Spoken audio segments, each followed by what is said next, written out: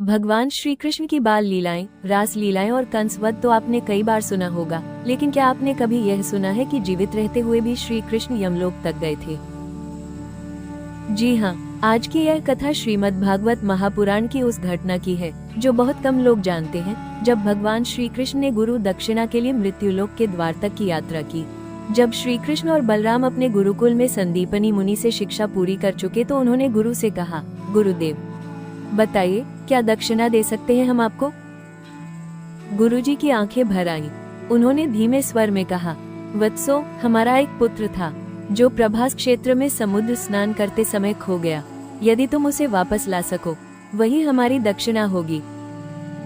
तब कृष्ण और बलराम तुरंत प्रभास क्षेत्र पहुंचे। वहां जाके उन्हें पता चला कि राक्षस ने उस बालक को निगल लिया था।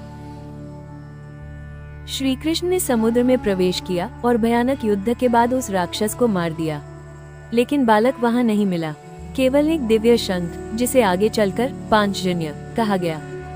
तब श्री कृष्ण यमलोक पहुंचे। वहां धर्मराज यम के सामने खड़े हुए और कहा, हम अपने गुरु के पुत्र को लेने आए हैं। यमराज ने श्री कृष्ण को प्रणाम किया और कहा, आप स्वयं धर्म है प्रभु, आपके लिए ये कार्य करना मेरे लिए सौभाग्य की बात है। और उन्होंने वो बालक श्री कृष्ण को सौंप दिया। श्री कृष्ण और बलराम बालक को लेकर गुरुकुल लौटे। संदीपनी मुनि और उनकी पत्नी ने अपने पुत्र को जीवित देखा तो वो दोनों फूट फूट कर रो पड़े। गुरु ने कहा, वत्स, तुमने धर्म, प्रेम और सेवा की जो मिसाल रखी है वो युगों तक अमर रहेगी।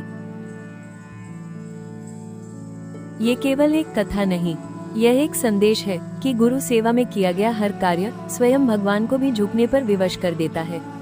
यह वही श्री कृष्ण है जो केवल अपने नाम से ही काल को जीत सकते हैं। लेकिन जब बात गुरु की आती है तो उन्होंने स्वयं मृत्यु के द्वार पर जाकर विनती की,